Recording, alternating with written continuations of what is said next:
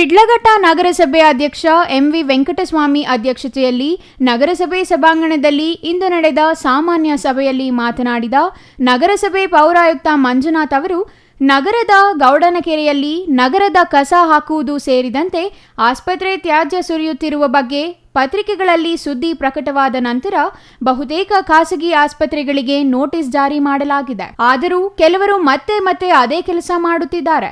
ಹಾಗಾಗಿ ಅಂತಹವರ ವಿರುದ್ಧ ಪ್ರಕರಣ ದಾಖಲಿಸಿ ಅಗತ್ಯ ಕ್ರಮ ಜರುಗಿಸಲಾಗುವುದೆಂದರು.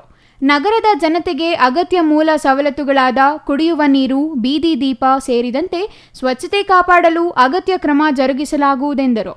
ನಗರಸಭೆಗೆ ಸೇರಿದ ವಾಹನಗಳ ನೋಂದಣಿ ಮಾಡಿಸುವುದು ಸೇರಿದಂತೆ ಚರಾಸ್ತಿ ಹಾಗೂ ಸ್ಥಿರಾಸ್ತಿಗಳ ಉಳಿವಿಗೆ ಅಗತ್ಯ ಕ್ರಮ ಜರುಗಿಸಬೇಕು. ನಗರದಲ್ಲಿ ನಗರಸಭೆಯಿಂದ ಯಾವುದೇ ಅನುಮತಿ ಪಡೆಯದೆ ಬಹಳಷ್ಟು ಅಕ್ರಮ ಕಟ್ಟಡಗಳು ನಿರ್ಮಾಣವಾಗುತ್ತಿದ್ದು, ಇದಕ್ಕೆ ಅನುಮತಿ ನೀಡಿದವರಾರು? ಒಂದು ವೇಳೆ ಯಾವುದೇ ಅನುಮತಿ ಪಡೆಯದೆ ನಿರ್ಮಾಣ ಮಾಡುತ್ತಿರುವ ಕಟ್ಟಡಗಳ ಮಾಲೀಕರಿಂದ ತೆರಿಗೆ ಯಾಕೆ ಸಂಗ್ರಹಿಸುತ್ತಿದ್ದೀರಿ?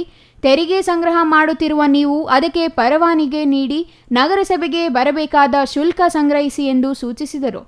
ಇನ್ನು ನಗರಸಭೆ ವ್ಯಾಪ್ತಿಯಲ್ಲಿ ಹೆಚ್ಚಾಗಿರುವ ಬೀದಿ ನಾಯಿಗಳ ಹಾವಳಿ ತಪ್ಪಿಸಲು ಅಗತ್ಯ ಕ್ರಮ ಜರುಗಿಸಿ ನಗರದ 22ನೇ ವಾರ್ಡಿನ ಬಸವೇಶ್ವರ ದೇವಾಲಯದ ಆವರಣದಲ್ಲಿ ಗಿಡಗಂಟಿಗಳು ಬೆಳೆದಿದ್ದು ಹಾವುಗಳ ಕಾಟ ಹೆಚ್ಚಾಗಿದೆ. ಸುತ್ತಮುತ್ತಲ ಮನೆಗಳಿಗೆ ಹಾವುಗಳು ನುಗ್ಗುವುದರಿಂದ ಜನ ಭಯಭೀತರಾಗಿದ್ದಾರೆ.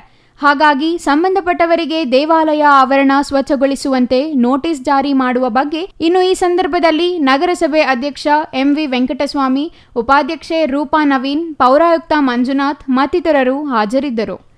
ಛಾಯಾ ರಮೇಶ್, ಸಿಟಿವಿ ನ್ಯೂಸ್, ಶಿಡ್ಲಘಟ್ಟ.